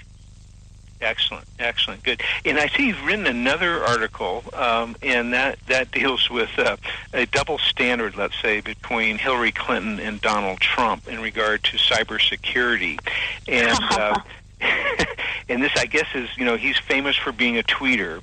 And so there's this, reading your article, this Alanis, I'm not even going to try to pronounce her last name, let's go to the senator. So you have Senator Tom Carper from Delaware and so forth, and they've written a letter to the defense secretary, saying that this is some huge national security issue. Him tweeting, is there some validity to that? Well, this is where it gets really rich. Obviously, issues of cybersecurity are no laughing matter. People that are responsible for our nation's secrets, whether it's the president or somebody working in a House committee, there's a whole lot of people that need very, very secure devices in order to do their jobs, and that's something that is definitely very important. But what you find here is Senator Carper and Senator Claire McCaskill out of Missouri, both of them have all of a sudden become very concerned about President Trump's phone and whether or not he's communicating via Twitter over a secure and encrypted device. Now, I'm not saying that the president shouldn't have a secure and encrypted device. Obviously, that's true. But what's ironic is that these two senators didn't seem to be concerned at all over the Hillary Clinton email scandal. As a matter of fact, both of them on multiple occasions completely brushed that situation under the rug, downplayed it, defended her, and helped her campaign. So on the one hand, you have a Secretary of State who had a private email server set up at her house, kept State Department emails long after she had resigned, deleted a whole bunch of them, her and her aides, who did not have security clearances, by the way, and then turned over the rest to the State Department. It turns out that she had deleted government emails that contained classified information at the time they were sent and received. And even intelligence officials said that it was very likely that her server had been hacked by at least 5 foreign intelligence entities. So on the one hand, you have a very clear breach. You have a very clear example of someone high up in the government who is incredibly negligent, incredibly responsible with our nation's secrets. And that gets brushed under the rug like, oh, it doesn't matter. Senator McCaskill said, oh, she's just protecting her privacy, or, that's not that big of a deal. She probably shouldn't have done it.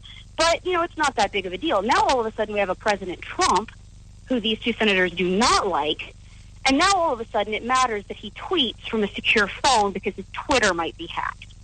So you just see such an incredible double standard, and these two senators, both of whom on multiple occasions accused the GOP of going after Hillary Clinton for her email practices in order to score political points. What in the world do they think Americans are going to see this as? This is a very clear example of trying to score political points. Going after somebody for using an Android to tweet when it didn't matter to you that a Secretary of State was sending classified emails over a private server in her living room. That's right, because when he tweets these things, he's not tweeting things on national security. He's tweeting things that are political, that aren't, secrets at all. Well, Brittany, thank you so much for writing these articles and doing the investigative work that you've done. And once more, can you tell people where they can find your work? You can find all of our stuff at mrctv.org. We also have a Facebook page that we would love for you to follow, and a Twitter as well. Great. Okay, well, we have to go into a hard break here, but thank you again so much, Brittany, for coming on today. And we're coming to you live from the Conservative Commandos Radio Network studios, WNJC 1360, our flagship station in Philadelphia, and around the world on the Internet with American Patriots Broadcasting, TalkStream Live, SHR Media, K98 Talk, iHeartRadio, and AM, FM 24/7.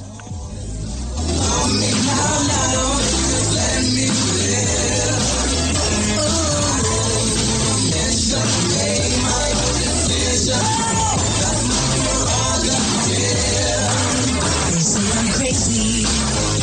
I really don't care. That's my prerogative. They say I'm nasty, but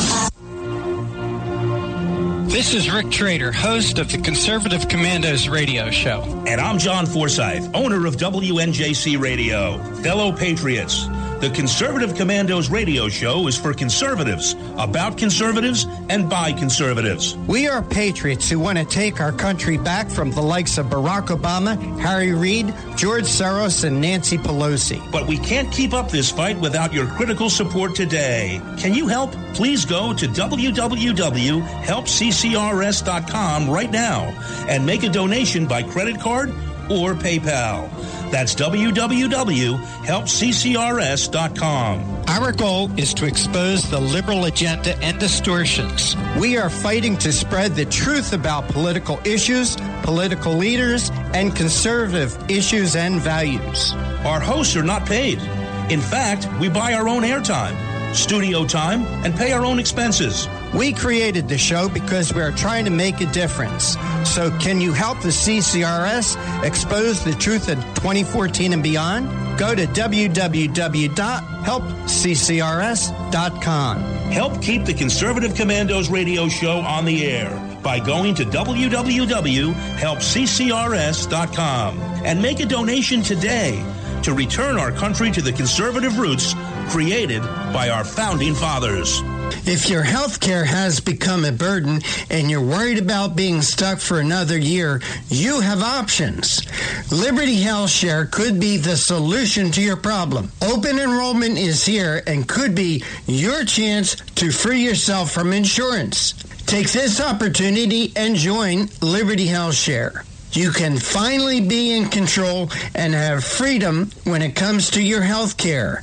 Liberty Health Share offers an entirely open network, which means you choose your doctors and you choose your hospitals. Liberty Health Share offers freedom from insurance, meaning no tax-related penalties. To find out how you can easily make the change, call Liberty Health Share today at 855-585-4237. That's 855-585-4237. Or visit their website at libertyhealthshare.org. That's libertyhealthshare.org. What does it take to be the leader in production systems technology? To be the one company that solves production problems at any plant, for any product, and with any technology? It takes a 30-year record of success. It takes total mastery of complex technologies with a history of delivering success every time, without fail. Only one company can claim that high ground in manufacturing line optimization, data automation, and systems integration, and that's Philadelphia Control Systems. In factories worldwide, Philadelphia Control Systems programs, software, and engineering solutions deliver optimal performance and output flow with a record that can't be matched. Any plant, any product, any technology. Philadelphia Control Systems, the leader in production automation since 1982. 800-335-9811. PCS4automation.com. That's PCS, the number 4, automation.com.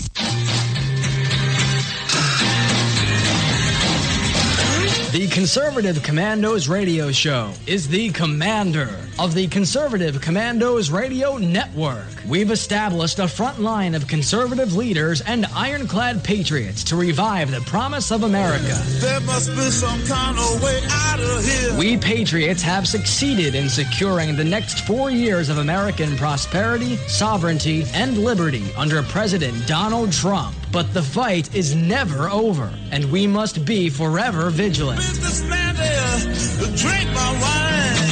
Do you have a passion for American values? Do you believe in preserving the American dream? If so, listen to the Conservative Commandos Radio Network, Monday through Saturday from 12 to 6 p.m. on WNJC Radio, 1360 a.m., or around the world on the internet at ccrshow.com and ccrsnetwork.com. Check out our websites for rebroadcasts and network updates. We are the Conservative Commandos Radio Network, where even more newsmakers go to be heard.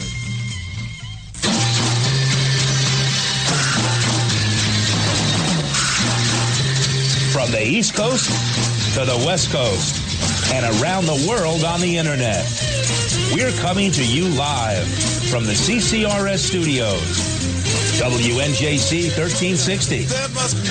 This is the Conservative Commandos radio show with your host, Rick Trader. The Conservative Commandos radio show, where the newsmakers go to be heard. Businessman there, drink my wine.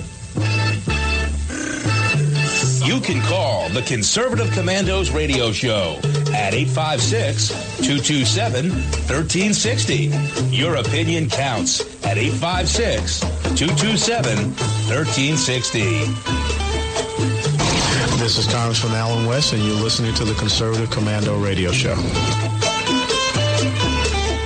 If you'd like to hear rebroadcasts of today's show, please check out our website, ccrsnetwork.com and ccrshow.com, or at 8 a.m. you can log on to Leading Edge Radio Network, or at 11 p.m. you can log on to High Plains Talk Radio, and you can call us with your phone at 832-999-1199 to listen to the show.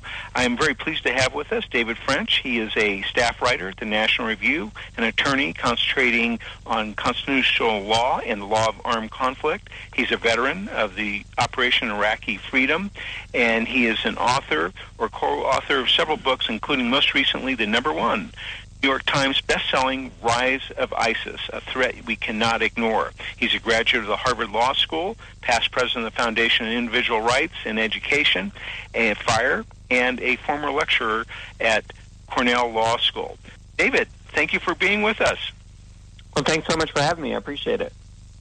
Before we start, just by chance, I have a relative that has the exact same name as you, and he's involved with national security, too. By any chance, do you know another David French that works for Lockheed?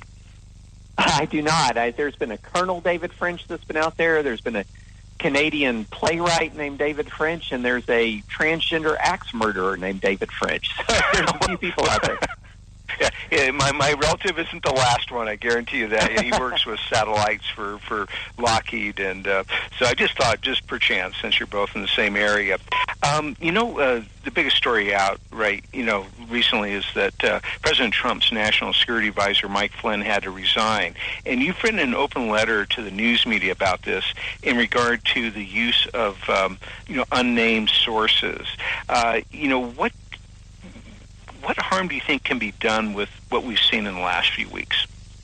Well, here's the problem with relying exclusively or almost exclusively on unnamed sources.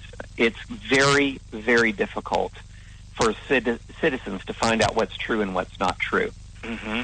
And we've seen this kind of work its way out in the news cycles in the last week to 2 weeks. So, for example, one thing that's turned out to be, looks like to be true, is that Mike Flynn was not necessarily forthcoming with the vice president in his discussion of conversations with the Russian ambassador. Well, that was something based on anonymous sources. Looks like that was likely true. At least that's why the Trump administration says it forced him out.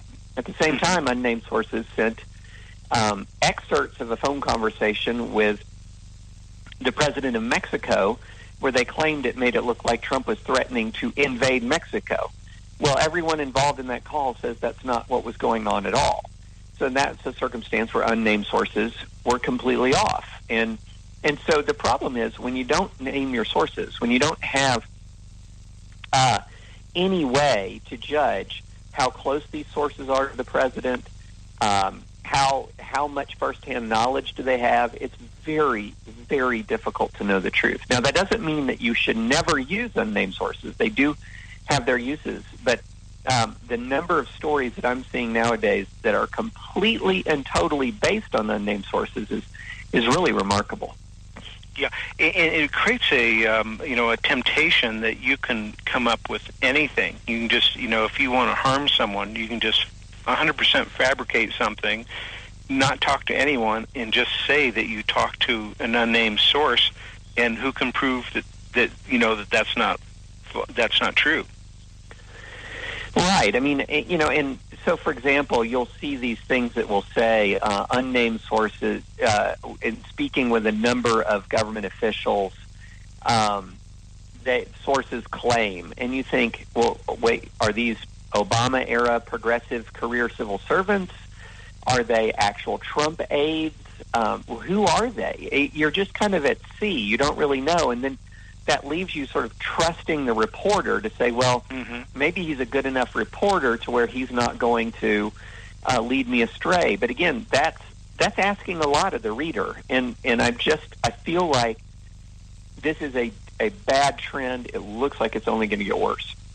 Yeah. And it has been, I think it is getting worse, David, and, it's gone on for a long time. I think one of the worst cases of this was, I remember Sam Donaldson and several other people would, week after week on Sunday talk shows say, well, there's unnamed sources that say that, George Bush, took cocaine regularly, when he was in the oil industry, but there's never any place, name, witness, or anything like this.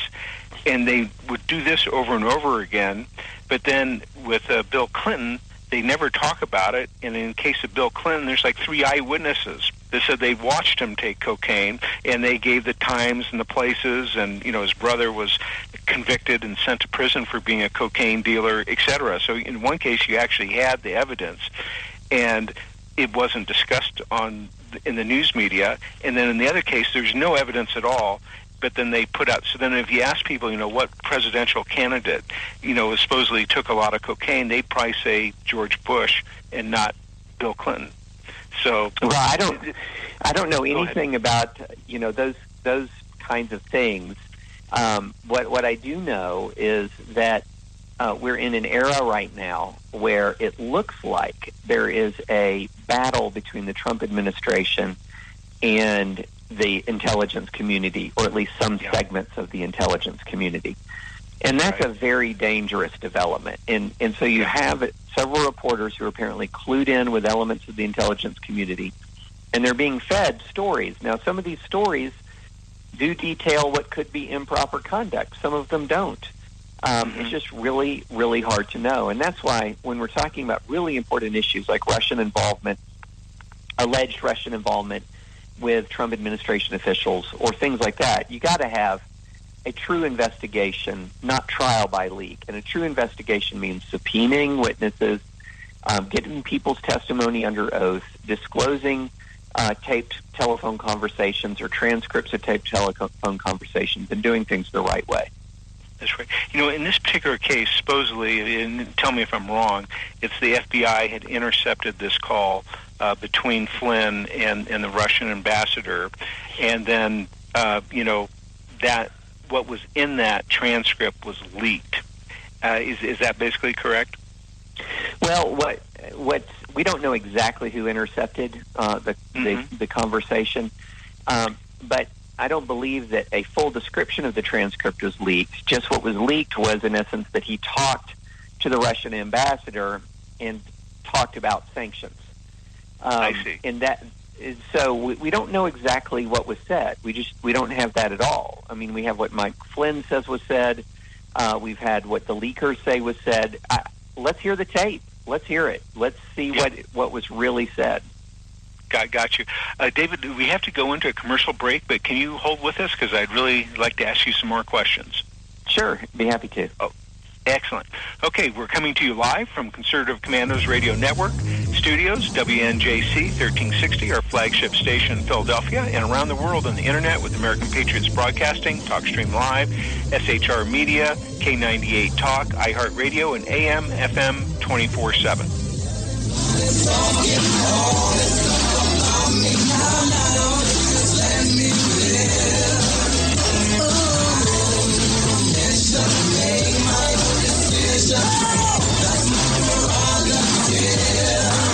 They say I'm crazy, I really don't care. That's my prerogative. They say I'm nasty, but I...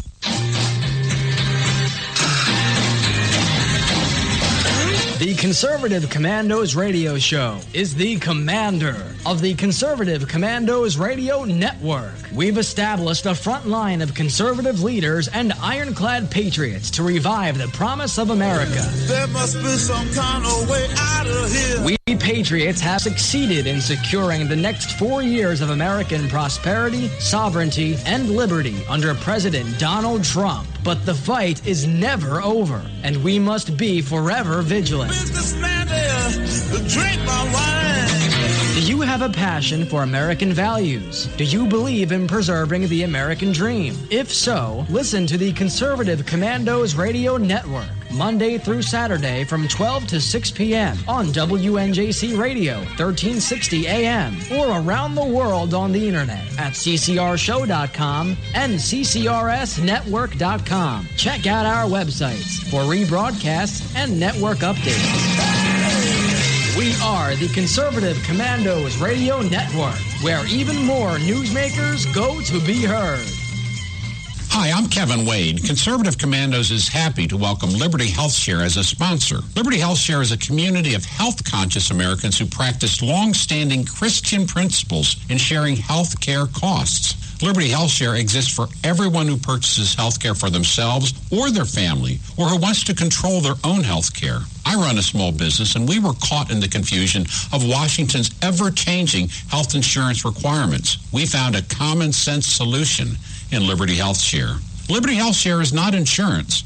It simply unites like-minded Americans to share medical costs together. Join a community of health-conscious Americans who practice long-standing Christian principles in sharing health care costs.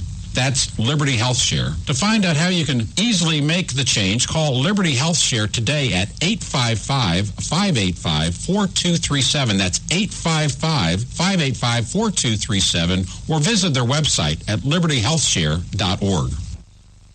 This is Pastor Christina Lamanier, chaplain for the Indiana Republican Assembly. And I'm her husband, J.D. Manier. We won the election, but we must now install President Trump's nominees.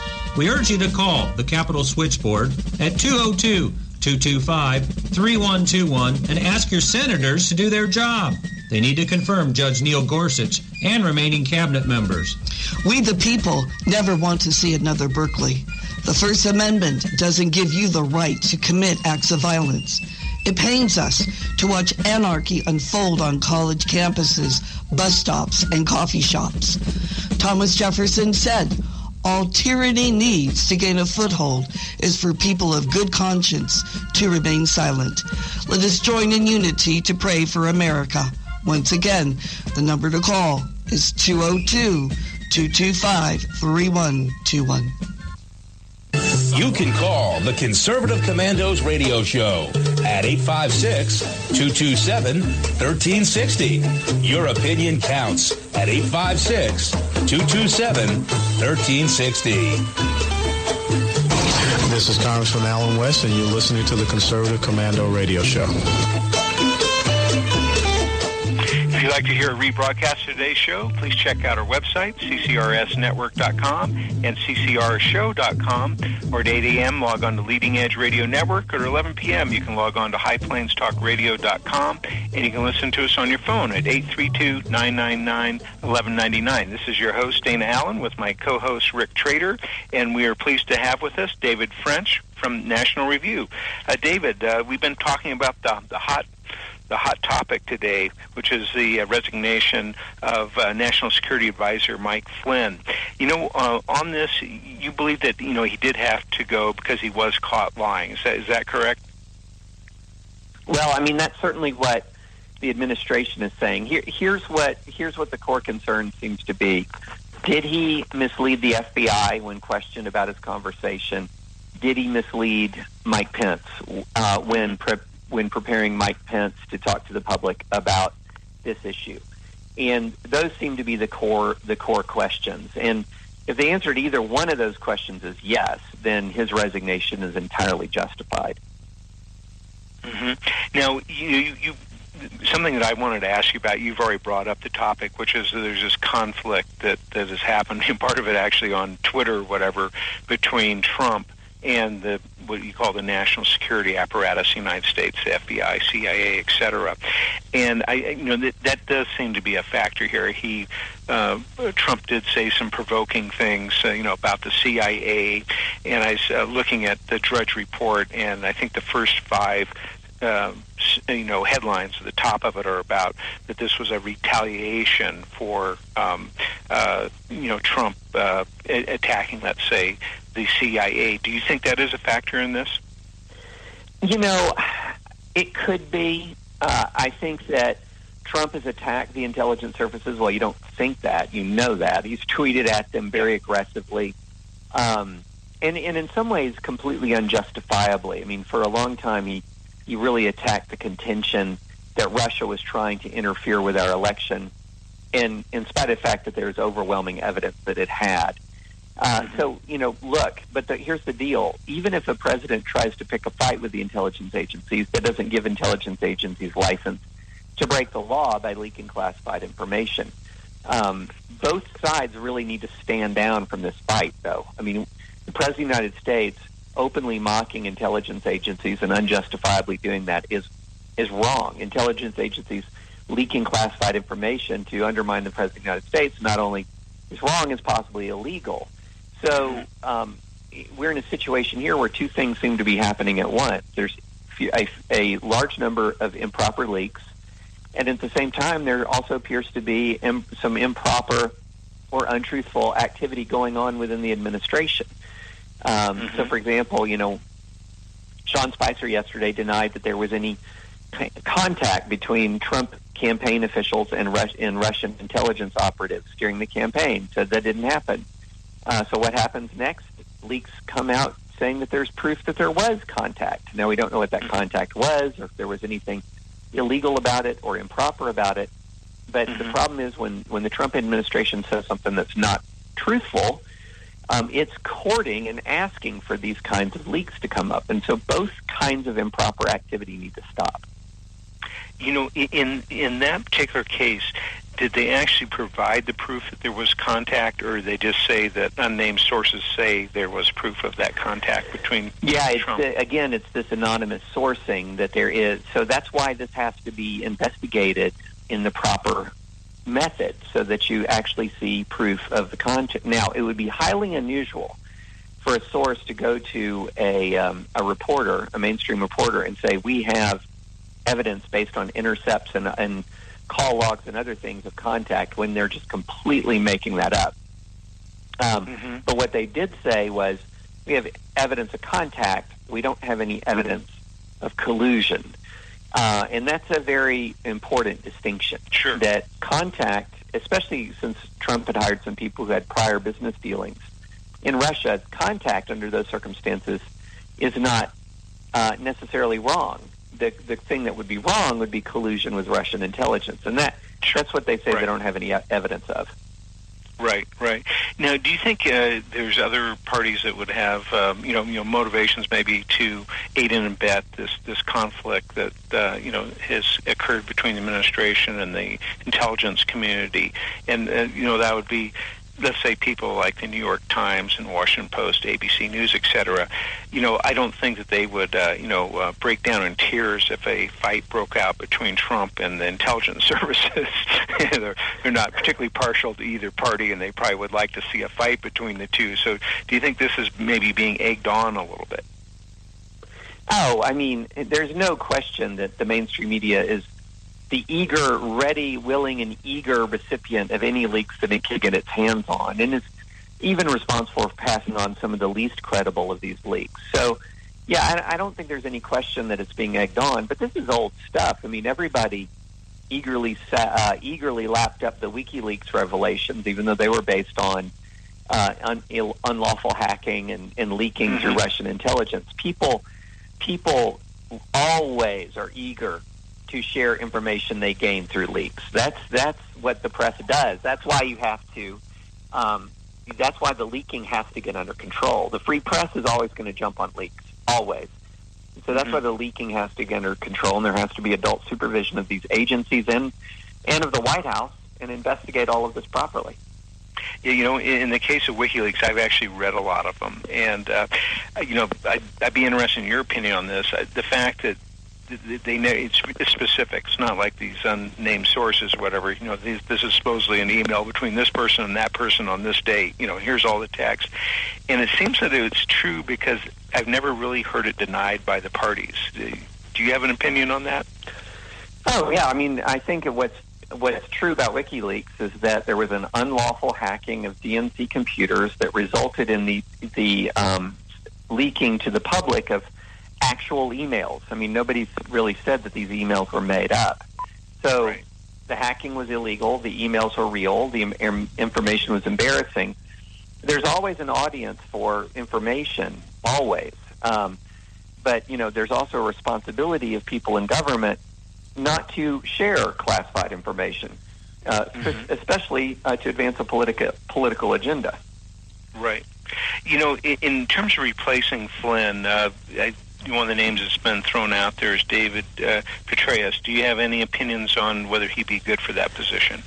I think he would be a terrible choice for that position, not because he's not a talented leader and informed and knowledgeable with a outstanding record of public service to the United States, especially during Iraq at the surge. It's because he broke the law. He violated the trust of the public. He betrayed his family. And, his plea deal, in fact, I think is one of the factors that led the FBI not to charge Hillary Clinton. This is a guy who gave classified information to his mistress. That classified information wasn't just innocuous, small-time information, but very highly classified information. Some of it was kept in her house, unsecured. Some of it was kept in his house, unsecured. And then when asked about it by the FBI, he lied to the FBI. Mm-hmm. That's intolerable. Hey, David, I'm sorry. I have to jump in here because what you're accusing David Petraeus of, and I can understand, is exactly what we could accuse Hillary Clinton of. Yet over 60 million people voted for her for president. Right, of course. Excuse me, but can you see the irony of this? But if you're somebody who didn't want Hillary because of that...